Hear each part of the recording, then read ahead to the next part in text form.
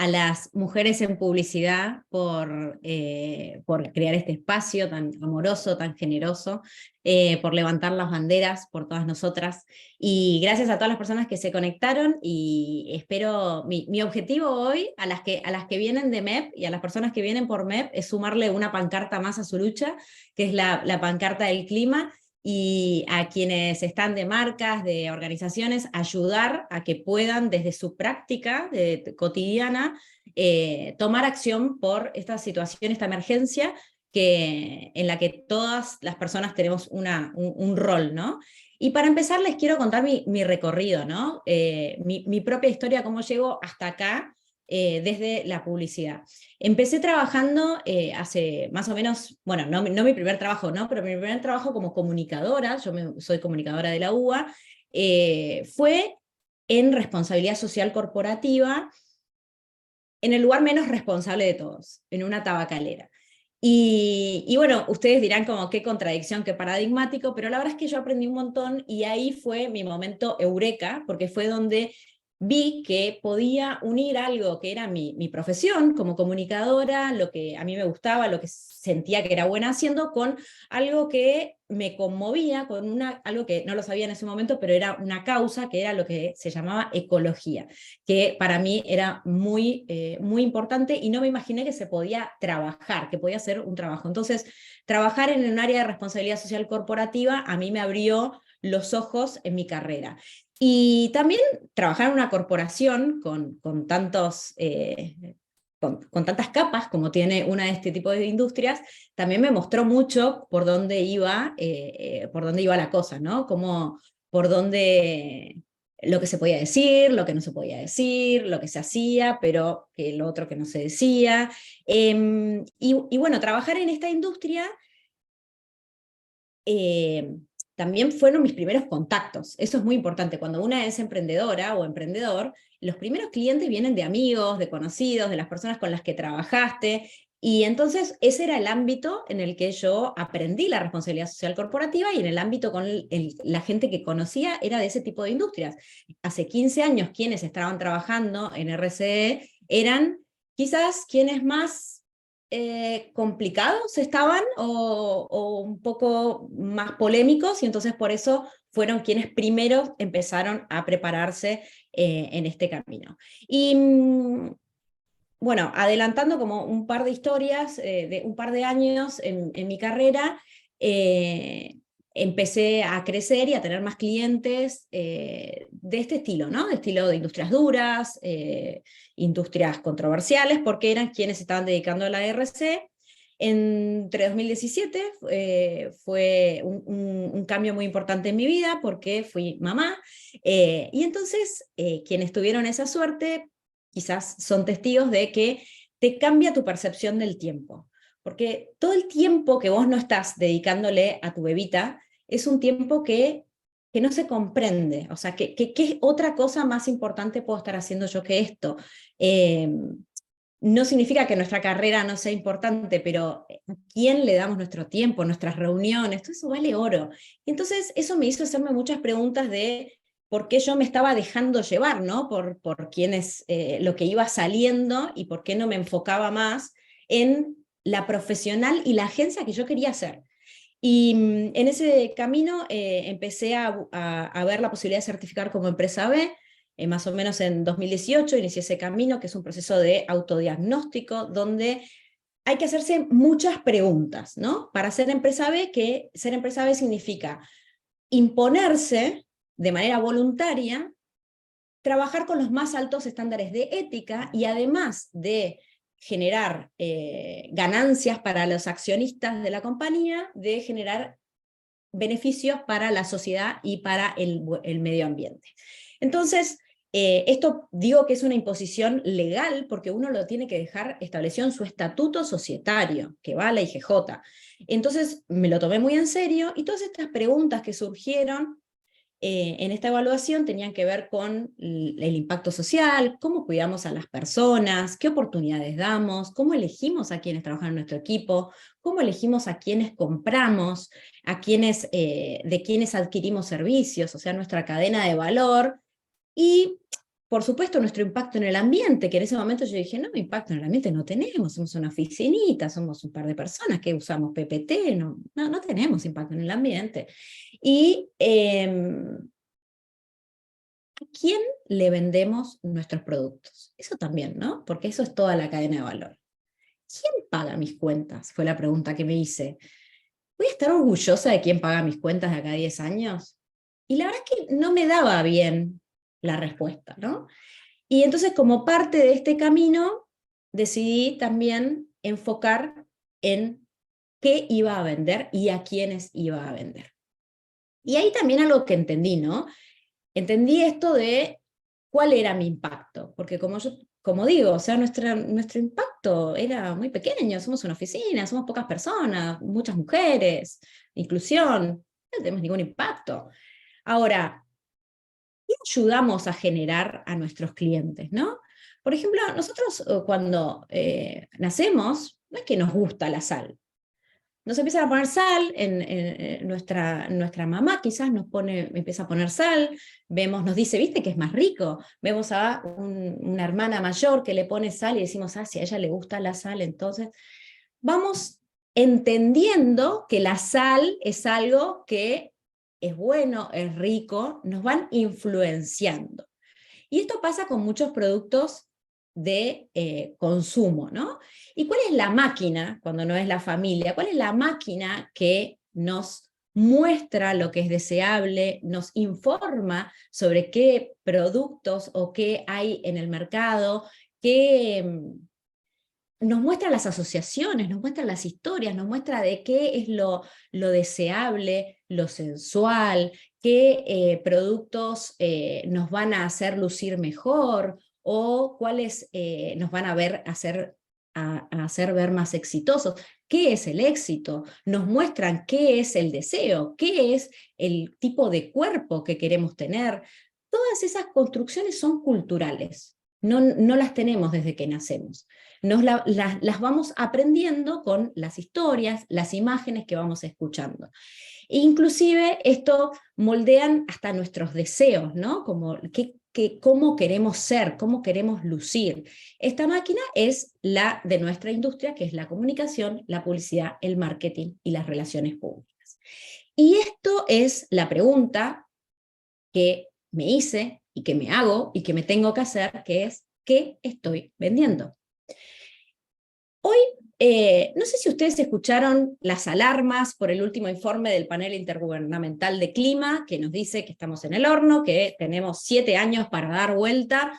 Seguramente no lo escucharon o no sé si puedan repetirme eso, pero lo que sí ven y lo que sí sienten son las noticias de cómo está cambiando el clima, cómo cada vez es más insoportable el calor, cada vez los fenómenos del clima son más intensos, más frecuentes, y ya ni siquiera los podemos llamar fenómenos, porque los fenómenos es algo que ocurre de manera aislada, pero ahora todos los días vemos en los diarios, en las redes, que ocurren este tipo de fenómenos que son más intensos, más violentos y mucho más frecuentes. Y estas noticias que vemos están muy relacionadas con las decisiones que tomamos todos los días, con las decisiones de cómo vamos a producir, cómo vamos a alimentarnos, cómo vamos a movilizarnos,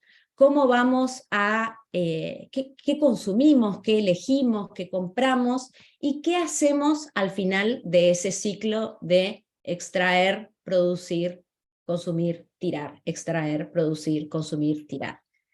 Y este sistema, que es lo que se conoce como la economía lineal y extractiva, que toma a la naturaleza como si fuese una fuente de recursos infinita y que nos corresponde como derecho usar, está llevándonos a lo que se conoce como la sexta extinción masiva. Perdonen que les alegre la mañana. Pero lo que es importante es que ya no estamos hablando del futuro, que bueno, que nuestros hijos, que no lo verán.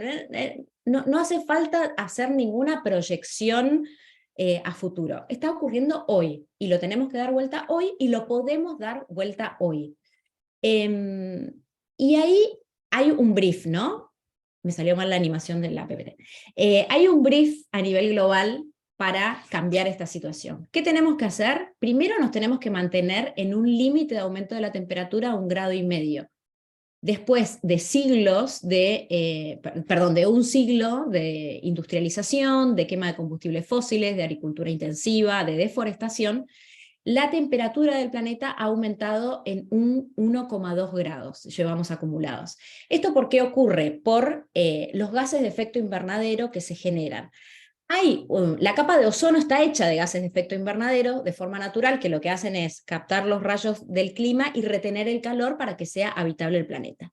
Pero hay otra forma de generar los gases, que es la que genera la actividad humana a través de la quema de combustibles fósiles, de los residuos, de la deforestación, porque no se puede captar carbono, que hace que esta capa se esté engrosando y cada vez se retenga más calor, y esto está cambiando completamente la biodiversidad y la forma de vida en nuestro planeta. Entonces, ¿qué tenemos que hacer para llegar a este límite que es en 2030? Y por eso se dice que estamos en la década de la acción, recortar las emisiones de gases de efecto invernadero a la mitad.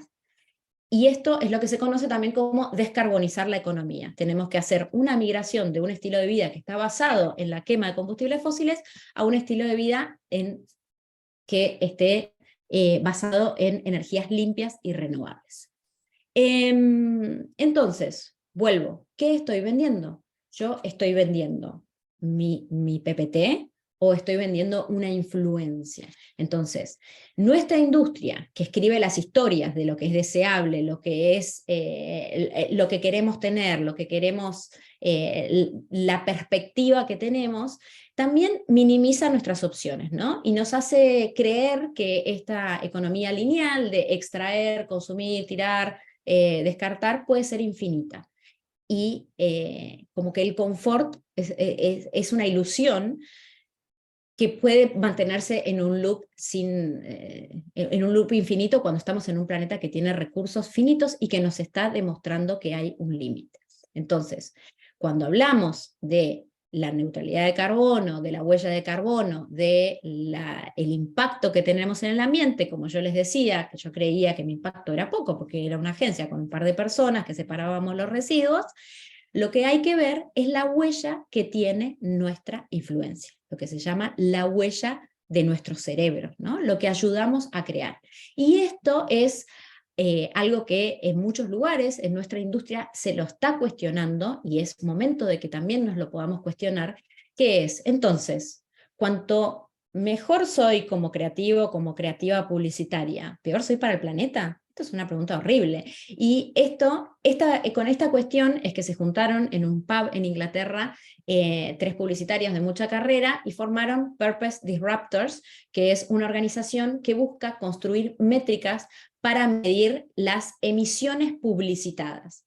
Porque cuando uno mide la emisión de la huella de carbono de una empresa, mide como, bueno, lo que consume, lo que gasta en sus servicios, en sus operaciones, pero lo que ellos proponen medir son lo que genero con esta huella de los cerebros de la publicidad. Entonces, para que se den una idea, ellos hicieron este ejercicio, ¿no? Más o menos una persona en creatividad promedio tiene una huella anual de 4 toneladas de carbono, todo considerando que no haga grandes viajes, que no se la pase yendo y viniendo a Cannes. Este es un promedio. Ahora, si uno mira una campaña, y analizaron una campaña que fue muy premiada para Audi, que generó 1.780 millones de dólares en ingresos adicionales, y entonces lo que hicieron el cálculo en cuánto significa en huella de carbono, esto significa una generación de 5 millones de toneladas de carbono emitidas. Entonces, la huella de mi agencia es la huella de cuántas personas, por ejemplo, que tenga 100 personas la agencia que hizo esta campaña, que sean 400 toneladas, o es la suma de las toneladas que generan todas estas campañas exitosas que ayudan a que todas las compañías puedan seguir vendiendo sus productos. Hoy, como industria de la influencia, somos una industria silenciosa porque está en la mitad y somos como la grasa que hace funcionar este sistema, ¿no? De extraer comercializar, usar y tirar. Entonces, la pregunta, ¿qué estoy vendiendo? ¿Estoy vendiendo mi PPT o estoy vendiendo autos? ¿Estoy vendiendo una movilidad que no es sustentable? ¿Estoy vendiendo un estilo de vida que ya no es posible en un planeta finito? Y acá lo que les vengo a proponer es un desafío, ¿no? Porque lo que estamos siguiendo es la trayectoria justamente del tabaco. La industria del tabaco en Estados Unidos venía creciendo en ventas hasta que tuvo un punto de quiebre. ¿Cuál fue el punto de quiebre? En los 70 se prohibió la publicidad de cigarrillos en radio y televisión. Y acá lo que pueden ver es que a partir de esa prohibición empiezan a caer las ventas de cigarrillos, acompañadas de otras prohibiciones, como por ejemplo fumar en avión, que está buena, y en restaurantes. Y en paralelo, en la línea roja, lo que vemos es la trayectoria de la muerte por cáncer de pulmón, que casualmente acompaña la trayectoria de la venta de los cigarrillos y también acompaña en decreciente cuando cae la venta de los cigarrillos. Entonces hoy nosotros tenemos una escalada de emisiones de carbono que, a pesar de todas las alarmas, no está cayendo y sigue en récord y récord año a año, y necesitamos poner este quiebre.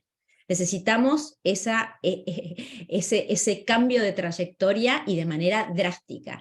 Ahora, ustedes me dirán, bueno, pero hubo una decisión política. Por supuesto, la decisión política es lo más importante, pero a la vez es lo más lento. Entonces, ¿qué es más rápido, más dinámico que las decisiones de Estado? Las decisiones del mercado. Entonces, desde el mercado, desde las marcas, desde la comunicación, desde nuestra profesión, tenemos la posibilidad de tomar decisiones para dar vuelta a esta trayectoria. Entonces, si hoy está archiprobado que el 90% de las emisiones de carbono que hacen al calentamiento global y a la emergencia climática en la que estamos viviendo provienen de la quema de combustibles fósiles, es muy fácil entender dónde hay que tomar la decisión. Acá les muestro este pequeño gráfico donde se ve dónde están las principales contribuciones en gases de efecto invernadero, y están en energía, que es la energía usada para construcción, para transporte e industria, y en agricultura y uso de la tierra. Entonces, ¿cómo podemos trazar ese límite? Si no, ese límite no va a venir de la decisión política, lo podemos tomar desde la decisión ciudadana y desde la decisión profesional.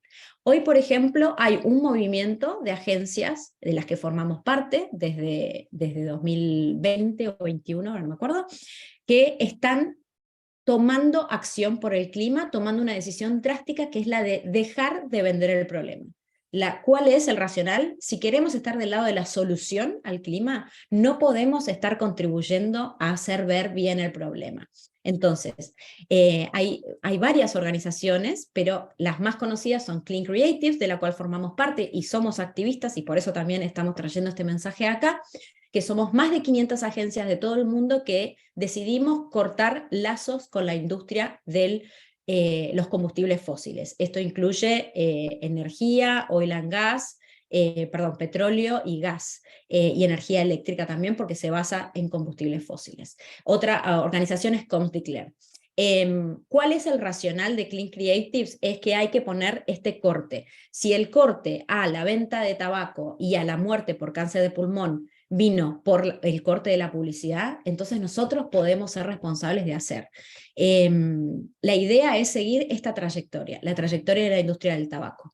Y también entender que no es buen negocio, porque la industria de los combustibles fósiles, de acuerdo a la agenda internacional, y por más de que no esté pasando, tiene que reducirse a la mitad. Entonces, si yo les digo, vas a invertir en un cliente que tiene que achicar sus operaciones, no es buen negocio. Podemos verlo desde ahí. También podemos verlo desde de qué lado de la historia queremos estar. ¿Queremos estar en la solución o queremos estar en el problema? Pero lo más importante es que, como creativos, como agencias, como marcas, podemos tomar una decisión. Las marcas también pueden ser parte de este compromiso, porque las marcas pueden decidir preguntarle a las agencias con las que trabajan de qué lado están y qué clientes tienen, porque quizás uno puede tener una marca que trabaja para ser limpia, pero su agencia es la misma que está haciendo lobby para las industrias más contaminantes. Entonces, esto aplica tanto a agencias como a marcas.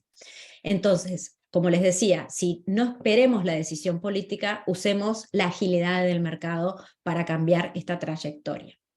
Y ahí uno de los aprendizajes de esto de mi carrera, los primeros aprendizajes, es que para tomar acción hay que tomar decisiones y hay que tomar partido.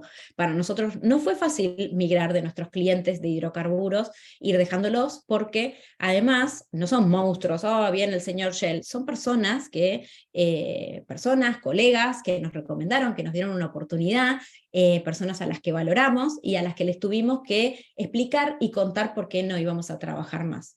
Hay algo muy paradigmático y que nos pasó a muchas agencias que formamos parte de Clean Creatives, es que después de asumir el compromiso nos siguen buscando la industria de los hidrocarburos, que pareciera que ni se entera de qué significa y qué sentido tiene este compromiso que estamos tomando. Después, algo más que está pasando es que cada vez hay más organizaciones que están poniendo el ojo en la industria de la publicidad, en esta industria silenciosa que es la grasa de este sistema de economía lineal que no es sostenible.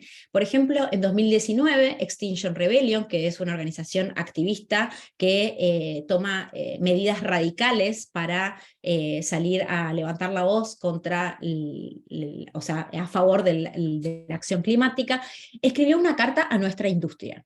Esto fue una carta abierta que se publicó en el diario The Guardian, que es un diario también con una fuerte convicción ambientalista, en donde se dirigen a nosotros y nos dicen, ¿creían que nos habíamos olvidado de ustedes? Y dicen, una de las razones por las que hemos llegado hasta aquí es porque ustedes nos estuvieron vendiendo cosas que la gente no necesita. Ustedes son los manipuladores y artífices de este frenesí consumista. Hacer una pequeña campaña para dejar de beber con pajitas no te va a servir. Tampoco tu campaña contra el aceite de palma. Extinction Rebellion nos dice que cada vez más la publicidad será vista junto al petróleo y la explotación forestal, fíjense la cadena de sinonimia en la que nos ponen, como industrias tóxicas. Y los que tienen el título laboral de creativos pronto serán rebautizados como destructores. Entonces, nos dicen, es un momento extraordinario para decidir en qué lado de la historia queremos estar, y se apropian de los eslóganes más famosos de la publicidad, como el imposible no es nada, para decirnos que están para apoyarnos a que cambiemos. Entonces, acá la pregunta que estoy vendiendo, ¿quiero ser cancelada como ecocida? No, o sea, me imagino que ustedes van a trabajar con ganas de hacer algo bueno, algo interesante, algo positivo. Nadie quiere quedar acusado de semejante crimen. Entonces, es muy importante que estemos despiertos y que reflexionemos y que pensemos todos los días qué estoy vendiendo. También a nivel de las agencias, lo que está pasando es que estas organizaciones no solo reúnen a las agencias que toman el compromiso, sino que también se están ocupando de denunciar a las agencias que tienen compromisos de neutralidad de carbono o de acción por el clima y que en silencio trabajan para los grandes conglomerados de oil and gas, o inclusive las cámaras trabajando en lobby para frenar la regulación. Y acá hay algo muy interesante que ocurre, es que les recomiendo que presten atención, es que no van a ver más agencias de cadena anunciar con bombos y platillos que ganaron un cliente de petróleo, energía. En Argentina, si lo ven, son agencias locales, pero las agencias de cadena ya no ni siquiera comunican, y es imposible encontrar en sus sitios web si tienen este tipo de clientes. Eso para prestar atención. Así que, buscando ser parte de la solución y no del problema, es que tenemos estas posibilidades. Y una de lo importante para saber, y uno de los argumentos que me gusta debatir, que me lo han dicho muchos clientes, es, no, a mi cliente no le interesa esto, mi cliente elige por precio, no, esto no es relevante. Y es que cada vez más personas están tomando decisiones de compra basadas en el impacto social o ambiental de los productos. Sin embargo, les cuesta mucho. Cada vez les cuesta más, porque no hay mucha disponibilidad y porque principalmente porque no le creen a las marcas. El valor de preservar el ambiente es uno de los valores que más rápido está creciendo entre la generación Z, y también algo que es importante saber, y hay muchas encuestas, no me da el tiempo para poner todas las encuestas que hay, del alto nivel de percepción que hay de los efectos del clima. Hay mucha subestimación por parte de las personas que están sentadas en un escritorio de cómo viven el cambio climático en el resto del país o en lugares más rurales, y son las personas que más entienden de cómo cambió, cómo les afecta la sequía, cómo les afecta la falta de agua, cómo les afecta los cambios y estos fenómenos más intensos y más destructores del clima. Las personas que están más en contacto con la tierra, con la naturaleza, son las que son más conscientes del clima. Entonces, o las personas que están en áreas costeras, que ven cómo aumenta el nivel del mar y cómo su vivienda está en riesgo. Hay mucho nivel de conocimiento sobre los efectos del clima. Quizás no es un conocimiento técnico, pero sí lo hay. Entonces, no sirve el argumento de a mi cliente no le importa. Es algo que nos tiene que importar, y si no le importa de alguna manera es porque no entiende quizás el término técnico, pero sí lo vive. Pero ¿qué pasa? O sea, hay un potencial de compra muy grande, hay cada vez más personas también con poder adquisitivo que quieren tomar estas decisiones, pero lo que está pasando es que hay muy poca confianza en lo que dicen las empresas. Hay muchos números diferentes y muchas encuestas diferentes, y los porcentajes de credibilidad en los claims de sostenibilidad de las empresas son muy bajos. Inclusive los niveles de recordación de marcas con impacto positivo son muy bajos. Entonces, si lo miro desde el aspecto de negocio, te digo, mirá, hay un espacio, hay un nicho para trabajar, vení a hacer acá. Y entonces, ¿qué pasa cuando lo ven solo como una oportunidad de negocio y solo como un atributo a trabajar? Ocurre esto que es el flagelo del greenwashing. El greenwashing es cuando las marcas utilizan estos argumentos de impacto ambiental o los atributos relacionados con el impacto ambiental como un atributo de marca, pero no tiene un trasfondo o una acción real por parte de la compañía. Algo que se dice es que el greenwashing son empresas que a los gritos hablan de su compromiso por el ambiente, pero en silencio están trabajando para frenar la regulación. Y vamos a ver, son términos que están en constante evolución, y acá está bueno que se lleven algunos términos para quedar cancheras y cancheros en sus laburos. Hay múltiples greenwashings y va evolucionando y complejizándose a un nivel increíble. Les voy a mostrar algunos típicos casos. El más típico es el green labeling, que es cuando le damos una pintadita verde o usamos los términos verdes como bio, natural, eco, puro, vida, consciente, para hacer creer que nuestro producto es sustentable. Me dio gracia a mí un meme, que había un video en Instagram de una mujer que dice: no entiendo por qué engordo, si me compré todos los productos verdes del supermercado y habría una Heineken, unas papas fritas verdes. Pasa lo mismo, ¿no? Acá es como, no entiendo por qué no cambia mi impacto en el planeta si yo voy y compro todos los productos verdes. Justamente porque son de mentira. Por suerte está avanzando la regulación y esto va a dejar de estar permitido, así como no está permitido, y a nadie se le ocurriría decir que un producto no tiene TAC, por ejemplo, y ponerle harina de trigo o centeno. Sí, aparentemente a muchas personas y a muchas empresas se les ocurre decir que algo es sustentable o ecológico cuando no lo es. Y acá les voy a contar un caso muy paradigmático, porque es una compañía que está buena, que es una compañía de leche de avena, que es una compañía de origen sueco y que trabaja en Europa y que crece mucho, que se llama Oatly, que generó una leche creó una leche de avena con una comunicación muy disruptiva, que como a quienes son de agencias les recomiendo ver creatividad, porque es muy disruptivo, y ellos lo que dijeron es: cambiate a la leche de avena y salva el 73% de dióxido de carbono. Se ganaron 103 demandas porque no tenían ningún sustento científico a este claim. y la empresa no pudo probar que este número tenía algún sustento científico. No sabemos a quién se le ocurrió meter el 73%, pero eso tiró abajo todos sus esfuerzos de una compañía que realmente está poniendo una alternativa a un consumo que es muy contaminante, como lo que tiene que ver con la ganadería. Y ahora la compañía dio vuelta como todas estas malas prácticas y publicó, esto es muy reciente, un sitio que se llama Factoatly, en donde ellos cuentan de todos sus fuck-ups, todas las macanas que se mandaron y cómo las arreglaron y lo que aprendieron. Y esto es un ejemplo como de todo lo contrario de greenwashing, o sea, salieron de una acusación de greenwashing, de decir algo que no hacían, a mostrar todo lo que aprendieron y todo lo que están haciendo y cuál es su propósito real de cambio, ¿no?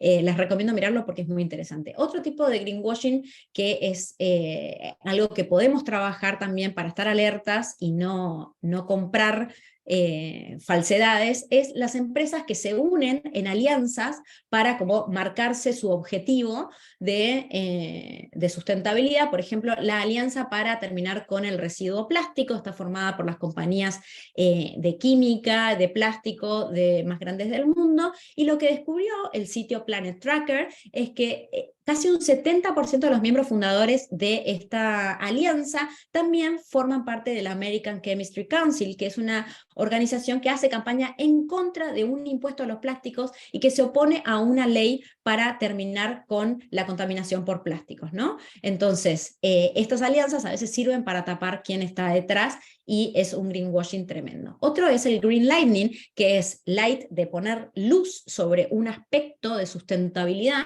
para quizás como dejar en la sombra otros. Y el caso más típico son las etiquetas de este tipo de etiquetas, como la línea de productos conscientes, en el caso de H&M, que es una cadena muy fácil de atacar, pone luz sobre una serie de productos que están hechos 100% algodón orgánico y deja a la sombra algunos temitas más sofisticados como derechos humanos, trabajo esclavo, condiciones laborales dignas, para decir y que vos te quedes tranquila de que compras en H&M de manera consciente. Otro tipo de greenwashing es el green shifting. Shift viene de la palabra es cambiar, que es cambiar la responsabilidad. Y ahí este es un caso muy paradigmático, que la petrolera, que es una de las petroleras más grandes del mundo, Beyond Petroleum, fue quien popularizó el concepto de huella de carbono. Y lo que hizo Beyond Petroleum es hacer una calculadora online e invitar a las personas a que midan su huella, diciéndole: todas las personas tenemos una huella. Vos, Marta, cuando lavás la ropa tenés una huella. Vos, Raúl, cuando manejás tu auto y llevas a los chicos al colegio, tenés una huella de carbono también. Tenés que medirla para aprender cómo reducirla. Entra a britishpetroleum.com y aprende cómo medir tu huella. Les cuento que la huella de Marta y de Raúl es insignificante al lado de los derrames en el Golfo de México que hace BP. Entonces, esto es greenwashing y esto ya hoy en día ya ocurren litigios legales para las compañías que hacen esto. Este caso es viejo, pero KLM está justamente en un litigio por este tipo de greenwashing. Y acá les quiero mostrar un caso positivo también, como el de Oatly, que era negativo y positivo, una marca que me encanta, que se llama Ganni, que es una marca de ropa danesa, que está, ellos dicen que están en una jornada, en un camino para ser la mejor versión de sí mismos, y ellos tienen una campaña también muy disruptiva, en la que cuando se certificaron como empresa B dijeron: nadie debería tener que corregir su tarea, pero dado que nuestros políticos no tienen las agallas para empujar una agenda verde real a través de la legislación, no nos queda otra que regularnos a nosotros mismos, y por eso se convirtieron en B Corp, para tener un marco transparente y tangible para medir su responsabilidad y setear estándares en la industria de responsabilidad. Y ellos es un caso muy interesante para mirar, porque usan como siempre el lenguaje de la humildad, del work in progress, para mostrar lo que están haciendo, y siempre comparan su compromiso con lo que estamos logrando. Por ejemplo, lanzaron una cartera que está hecha con un cuero que creo que es de cactus, entonces te dicen: bueno, seguir haciendo carteras de cuero virgen afecta nuestro compromiso de descarbonización y de reducir nuestra huella de carbono. Tenemos esta línea de productos vegetales, y te van contando y realmente lo hacen de una manera muy accesible y muy transparente, todo lo contrario del greenwashing. Otro tipo, lo que está pasando ahora, la contracara del greenwashing, que ustedes pensarán, ¿no? Bueno, al final, si yo salgo a decir, me van a atacar, se me va a venir en contra. Entonces está ocurriendo un fenómeno que es peor, que este término ahora está popularizando, que es el green hashing. Hashing es callar. Es las empresas que empiezan a dejar de hablar o mencionar directamente el clima.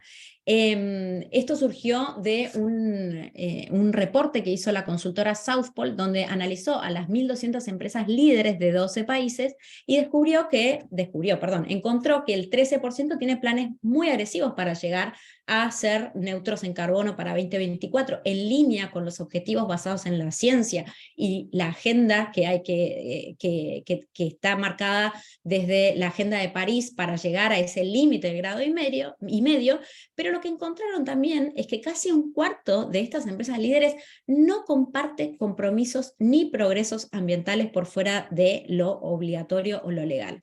Entonces, no se trata de modestia, se trata de que no se pueden comprometer o que no pueden mostrar el progreso. Entonces, de hecho, hay otra forma de greenwashing que no la traje acá, que es el green rinsing, que es cuando las empresas empiezan a cambiar sus compromisos en el camino, ¿no? Una empresa que dice voy a ser libre de plásticos hacia 2030, se da cuenta que no llega y te dice voy a tener 25% menos plástico para 2030 y va cambiando los objetivos y la verdad muy poca gente se da cuenta, ¿no? Porque tenés que ser un fanático de su reporte de sustentabilidad para seguir cómo son los objetivos, pero eso también es greenwashing. Y hay un tipo de greenwashing que en Argentina ocurre de una manera brutal, y no les voy a mostrar el ejemplo para no herir susceptibilidades, pero les voy a pedir que presten atención a quiénes son las industrias que más contaminan y que después vayan a ver un evento de sustentabilidad, un especial de sustentabilidad de una revista, y vean quiénes son los principales sponsors. Es vergonzoso. O sea, es tan obvio que no se puede creer. Yo cuando lo comparto con mis colegas de Clean Creatives, no lo pueden creer. Solo en Argentina todavía pasa esto de que haya agencias que cuenten con orgullo que ganaron un cliente nuevo de estas industrias, o que se vayan a sentar a un evento de sustentabilidad, un premio de sustentabilidad al lado de estos nombres. ¿Y por qué tenemos que combatir el greenwashing desde nuestra práctica como marcas, como agencias? No solo, les voy a dar como los dos motivos, ¿no? El activista y el motivo de negocio. Desde el lugar de activista, el greenwashing es el principal enemigo de la acción por el clima. ¿Por qué? Porque impide a las personas tomar decisiones informadas.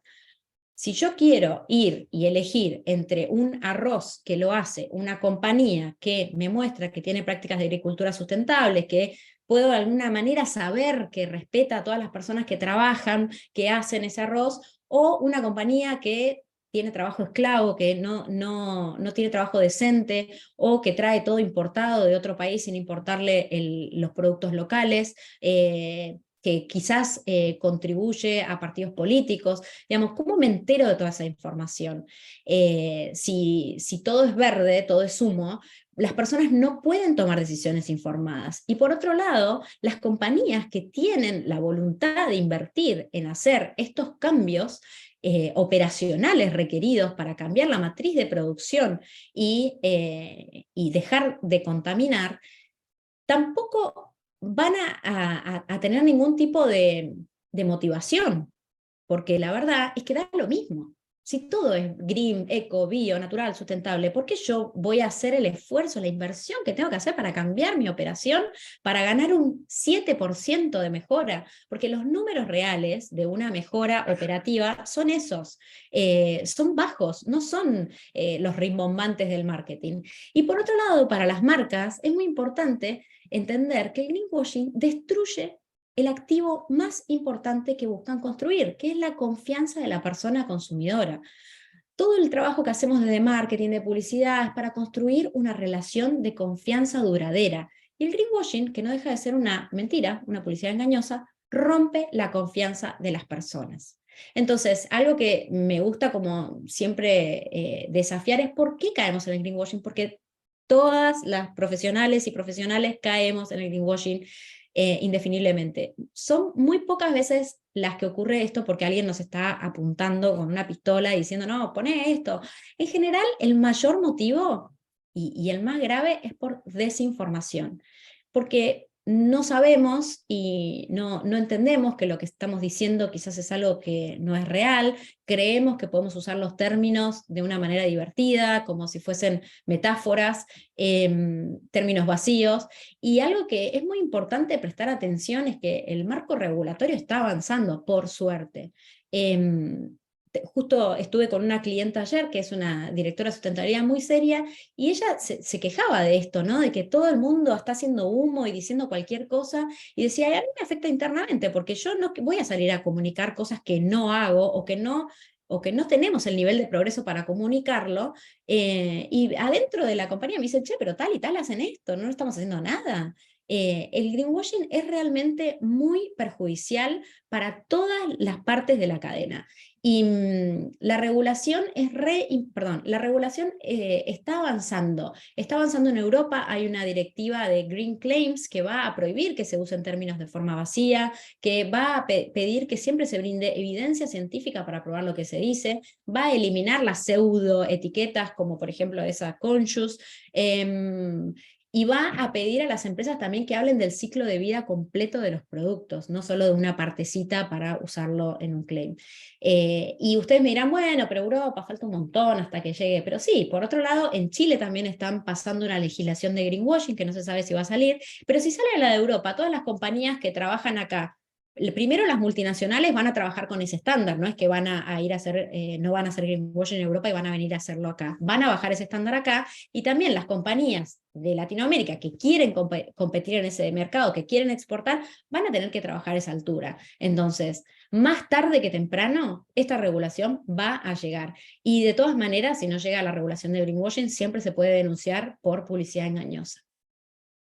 Entonces, ¿qué podemos hacer desde nuestra práctica? Lo más importante que podemos hacer es informarnos.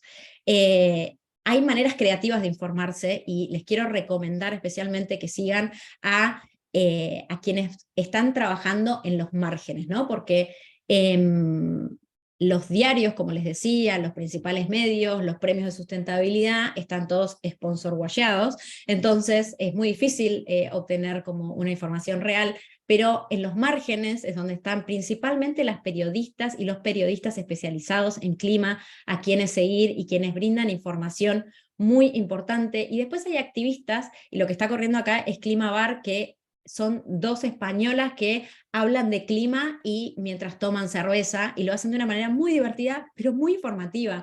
Transmitieron en directo desde la COP, comparten los resultados del último, el último informe del panel intergubernamental de cambio climático.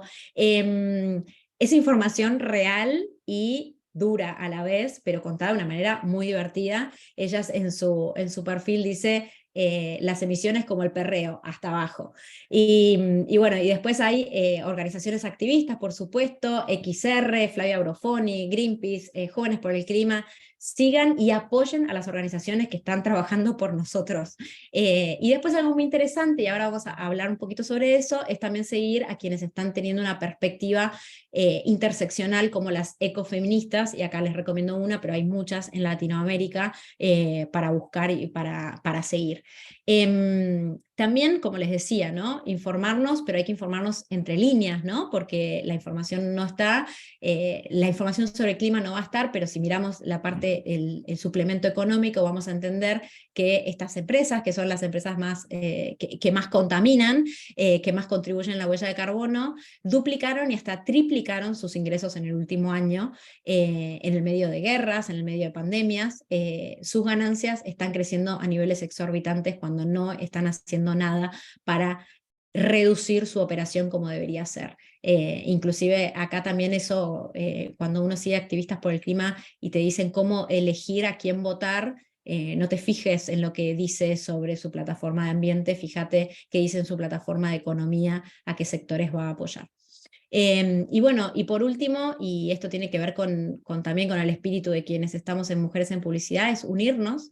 El sistema para continuar así necesita que estemos dispersos, dormidos, que estemos... no hay nada como el poder de la acción colectiva, no hay nada como juntarnos, no hay nada como conversar, como desafiar, como salir a la calle, como salir a desafiar y hacer preguntas. ¿Qué estoy vendiendo? Preguntárselo todos los días y unirse. Hay muchos publicitarios, publicitarias, profesionales de la industria que se están uniendo para cambiar nuestra industria, para no quedar canceladas, no quedar del lado del problema. Y bueno, les invito a que lo puedan seguir. Y también, por último, estoy repasada de tiempo, perdón, pero aclarar que, bueno, es muy importante decir que nosotros estamos hablando de justicia climática porque la emergencia climática pone en riesgo todos los derechos humanos, el derecho a la vivienda, el derecho al acceso a la alimentación segura, el acceso al agua, y hay que mirarlo con una mirada interseccional porque también está relacionado con la falta, el problema de equidad. Las mujeres están siendo las más afectadas también por los efectos del clima, porque hay más mujeres pobres, hay más mujeres desempleadas, hay más mujeres que están a cargo de su familia, hay indicadores de que las mujeres tardan más en salir de sus casas ante un fenómeno climático porque están a cargo de otras personas, son las más desplazadas y a la vez son las menos representadas en las grandes mesas de negociación de clima. Entonces, la justicia climática también es un tema de derechos humanos y de equidad. Entonces, es muy positivo que hoy lo estemos viendo acá en un espacio como Mujeres en Publicidad, que trabaja por la equidad y la justicia, ¿no? Y bueno, esta frase es una frase de Gramsci, que se debe remover en su tumba cada vez que la uso de una manera frívola en una charla de publicidad, pero a mí me gusta mucho porque es ver que las cosas no cambian y que seguimos viviendo como siempre todos los días, que no está cambiando nada, puede ser muy pesimista, ¿no? Pero no dejemos que eso nos gane. El que se cansa pierde. Así que bueno, ahora voy a mirar el chat y les invito si quieren a conversar. Gracias. Bueno, el que se cansa pierde, ¿no? Como, bueno, tenemos que seguir, ¿no? Como en Esa este creo que camino. te la robé a vos igual, esa frase. Y te la paso, me la pasás y nos la vamos pasando y todos y todas y todes, ¿no? Como, porque nos cansamos, obviamente. Esto es Sí. agotador, ¿no? Porque uno intenta, y de repente ves alrededor y te encontrás con que los poderosos siguen siendo siempre los mismos y naturalmente, ¿no? Cualquier ser humano en un momento se desanima. Y por suerte, y esto que decías que me parece súper relevante, mirar al costado y tender redes, ¿no? Y decir, bueno, si yo me canso, hay otras personas que están empujando hacia el mismo lugar, dejar de competir y colaborar, y colaborar, y colaborar, porque en definitiva nadie puede con esto individualmente, ¿no? Es demasiado grande el tema para que intentemos jugar a ser superhéroes y superheroínas y querer, ¿no? Como decir, bueno, esto lo resolví yo. No, no es así, muy lamentablemente no es así. Colectivamente todo es más fácil, todo es más fuerte, todo es más potente. Así que para eso estamos. Gracias, Marian, la verdad fue muy inspiradora esta exposición. Si alguien tiene ganas de hacer alguna pregunta, este es el momento. Pueden dejar sus inquietudes, sus reflexiones. Tal vez no es una pregunta, pero quieren hacer algún comentario. Abierto el micrófono para quien quiera. Yo tengo una pregunta que me daba vueltas mientras te escuchaba, que es, ¿cómo puedo empezar? O sea, si yo estoy trabajando en una organización, no soy dueña de una empresa, trabajo en una organización dedicada a la creatividad. ¿Qué puedo hacer desde mi lugar individual para empezar a potenciar estos temas adentro de mi espacio de trabajo? ¿Cómo puedo impulsar esta reflexión? Me llevo un primer tip que diste, que es siguiendo a los periodistas los y las periodistas correctos, ¿no? Influencers que trabajan el tema bien. Ahora, ¿qué puedo hacer adentro de mi espacio de trabajo? Sí. Para arrancar. Bueno, para mí ahí algo que siempre hablamos es, no hay que subestimar el poder del bottom-up, porque hoy las agencias necesitamos del talento, necesitamos de las personas. Entonces, si las personas con talento de nuestra agencia empiezan a hacer las preguntas que hay que hacerse, porque para mí es eso lo principal, ¿no? Es desafiar con preguntas, estas preguntas de como, ¿qué estamos vendiendo? ¿Qué estamos diciendo? ¿Es verdad esto? Cuestionar nuestros briefs. Eso me parece la práctica más importante, no seguir con el business as usual, ¿no? No seguir con el, bueno, me dicen, lo digo, lo uso. Yo di una charla de greenwashing para un grupo de agencias y me decían, bueno, pero son metáforas que se usan, no es que alguien...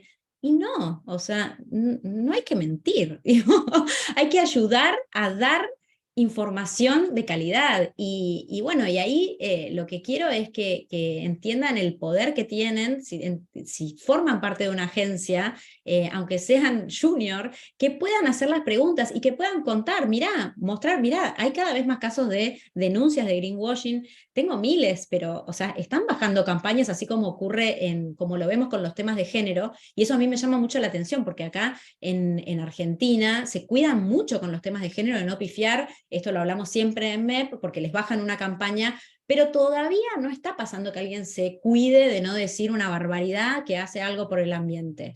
Pero ya va a pasar. Si ustedes miran la F1 List que hace Clean Creatives, que es una lista de las agencias que trabajan con combustibles fósiles, hay agencias de Argentina.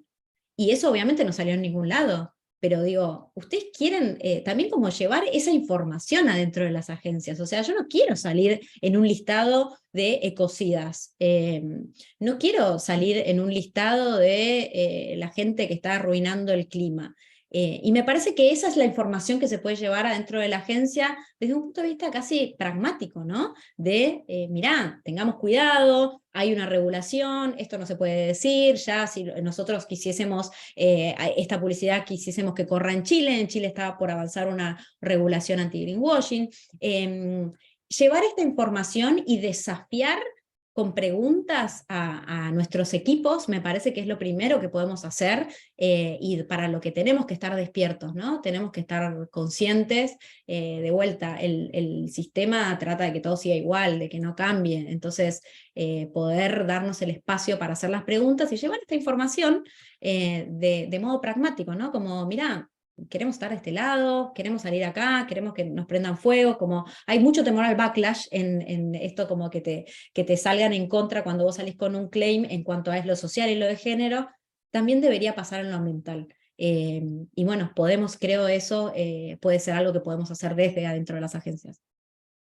Acá hay una pregunta que pregunta Jorge. Les comento a todos quienes están haciendo preguntas y comentarios que me están escribiendo solo a mí. Sí, yo no veo ninguna pregunta por eso. Claro, fíjense, acá está marcada la opción de que se pueden Todos. chatear con todos, pero bueno, no sé si es que no funciona o que por ahí ustedes tienen que modificar algo a la hora de escribir el mensaje. Acá Jorge Latouche pregunta, ¿cómo se puede manejar una situación donde nuestra organización o empresa es acusada de hacer greenwashing, ¿no? Como cuando viene este momento de pánico donde digamos, se nos acusa o se nos revela, digamos, que estamos en una situación de greenwashing. ¿Qué hacemos? ¿Cómo se maneja Bueno, esto? en principio habría que averiguar si es verdad o no la acusación, porque digo, desde la empresa estaría bueno que no ocurra. Y después ahí, de hecho el caso este que les mostré de Oatly, dieron vuelta a una situación de greenwashing. Lo más importante es la honestidad y la apertura, ¿no? De contar y contar los esfuerzos, o si cree la compañía que eso que dice no es greenwashing, contar y dar los argumentos con evidencia científica, evidencia técnica de por qué hacen ese argumento. Si dijeron, mi producto viene de la agricultura sustentable, mostrar las evidencias, mostrar los programas, mostrar los aliados, las certificaciones. Esa es la recomendación, asumiendo que no estaban haciendo greenwashing, ¿no? Pero para prevenir también y a futuro es mostrar transparencia. Todas las empresas que tuvieron acusaciones de greenwashing, las grandes empresas en Europa, por ejemplo, lo que usaron después es un lenguaje de mucha como de mucha humildad, de camino en progreso, de bueno, lo que aprendimos, lo que mostramos, lo que... no es como un perdón si te sentiste ofendida, ¿no? Pero es mostrar realmente lo que están haciendo. Eso me parece que puede ser. Obviamente que si es un caso donde el greenwashing es real, no te puedo ayudar, pero yo asumo de que era una acusación que no correspondía. No, pero es interesante esto que mencionás, porque por lo menos en Argentina, y asumo que en Latinoamérica en general, esto de, perdón si alguien se sintió ofendido, ¿no? Como esta herramienta o esta estrategia que tienen muchas veces muchas no, todas las veces las empresas, a la hora de pedir disculpas frente a alguna acusación, algún washing, green, pink, rainbow, digo, Sí. que queramos, un poco la respuesta automática es, perdón si alguien se sintió ofendido, y digo, no resiste análisis esa forma de pedir disculpas, no podemos pensarlo en términos personales, y cuando uno tiene un problema personal con alguien, te piden perdón de esa manera, ya de movida estamos como haciendo un contrato equivocado. Es un green Entonces, shifting, ¿no? Porque es como mover la responsabilidad, es, ay, te bueno, ofendió a vos, no es que yo dije algo que claro, estaba ¿no? mal. Entonces me parece súper interesante esto que traes para pensar y también para empezar digo, el error va a ocurrir tarde o temprano, digo, no estamos, digo, Sí. lo mismo pasa con temas de género, ¿no? Digo, Ujú, estamos en un mundo que está estructurado en ciertos patrones que son los que queremos cambiar, pero hoy no se ujú. estructuran estos patrones, con lo cual transformar esto implica necesariamente tener un momento, un poco de caos, ¿no? En donde dejamos de ser lo que éramos y empezamos a aprender a hacer una cosa nueva. Ese Ujú. aprendizaje requiere que estemos abiertos y abiertas a la equivocación, al error, Sí. ¿no? Digo, huirle a esos momentos. Y la realidad es que es poco realista, es un poco utópico pensar que uno nunca se va a equivocar o que nuestra marca, nuestra empresa nunca va a tener un problema. El problema no es tener un problema, sino cómo lo gestionamos. Por eso me parece buenísima esta pregunta y estos tips que das, de decir, bueno, primero revisar, no mirar hacia adentro y decir, bueno, a ver, me están diciendo que pasó esto. ¿Pasó realmente? A lo mejor, Exacto. déjenme creer en la ingenuidad, que todavía hay cierta ingenuidad, a lo mejor no me di cuenta, puede ser, o a lo mejor me había dado cuenta y había intentado que la cosa pase, y ahora que no pasó, es el momento para parar, ¿no? Y empezar a registrar lo que está sucediendo y tomar acción, ¿no? Y esto que vos decís, la humildad, ¿no? Mm. Tomarlo con humildad, con camino de progreso, de aprendizaje. Acá alguien decía, espectacular el caso de Gani, ¿no? Para intentar también Sí. esto, ver cómo otras empresas lo han manejado y poder inspirarnos, ¿no? Que creo que es como lo más Sí, importante en estos momentos. sí, pero sobre todo, bueno, la recomendación es siempre brindar la evidencia. O sea, si uno es una acusación que es falsa y puede dar la evidencia, ahí el caso de Oatly, que es una super marca aparte, y que realmente está bueno lo que hacen, no pudieron brindar la evidencia y se tuvieron que guardar, pero ellos salieron con todo un sitio donde cuentan, y también les recontra recomiendo que miren ese sitio, que es Fuck Oatly, pero sin la U, es como Oatly.com, donde cuentan todos los aprendizajes de los litigios que tuvieron, porque tuvieron muchos problemas, porque tienen una comunicación muy disruptiva, salieron a decir que eran como leche, pero para humanos, bardeando a toda la industria de lácteos, De ¿no?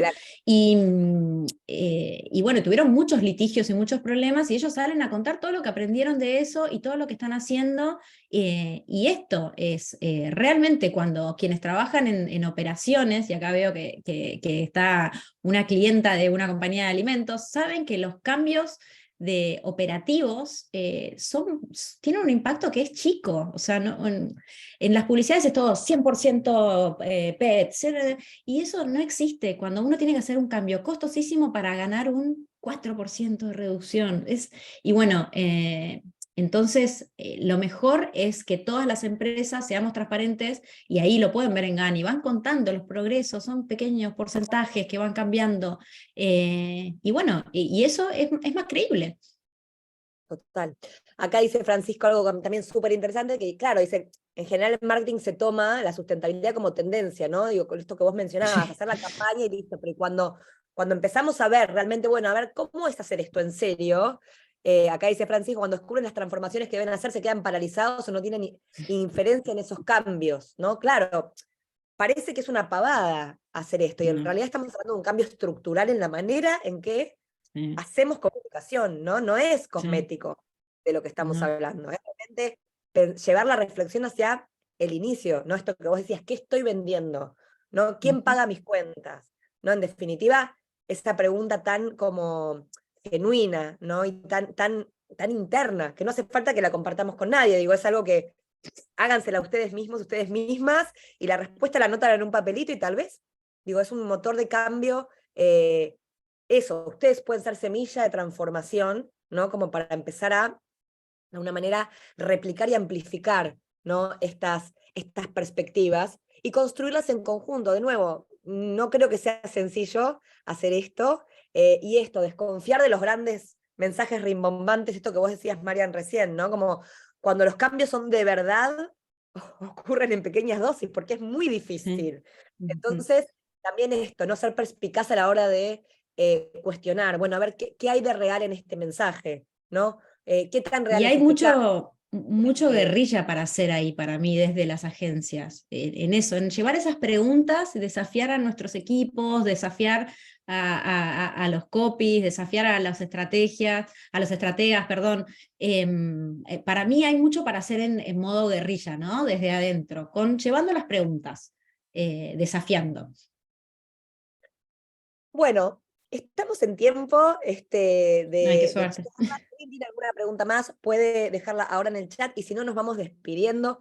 Gracias Marian, por esta hermosísima masterclass, muy inspiradora, llena de contenido, llena de ejemplos, llena de aprendizajes.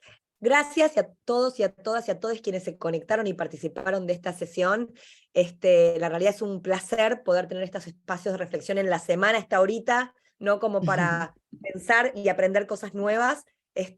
Así que les invito a contarnos qué otro tipo de clases les interesaría que organicemos. Pueden escribirnos a info@mujeresenpublicidad.com o directamente en @somosmep en Instagram. Y estamos armando la agenda del año, así que bienvenidas las sugerencias. Esto es para ustedes y para nosotras, digamos. Esto es para nosotros, ¿no? Para que podamos hacer la transformación en primera persona, como también nos invitaba a hacer Marian al principio de su charla. Así que gracias a todos y a todas. Marian, ha sido realmente un enorme placer tenerte en esta masterclass. Nos vemos muy pronto. Gracias. Bueno, gracias, un beso. Chao, chao. Adiós.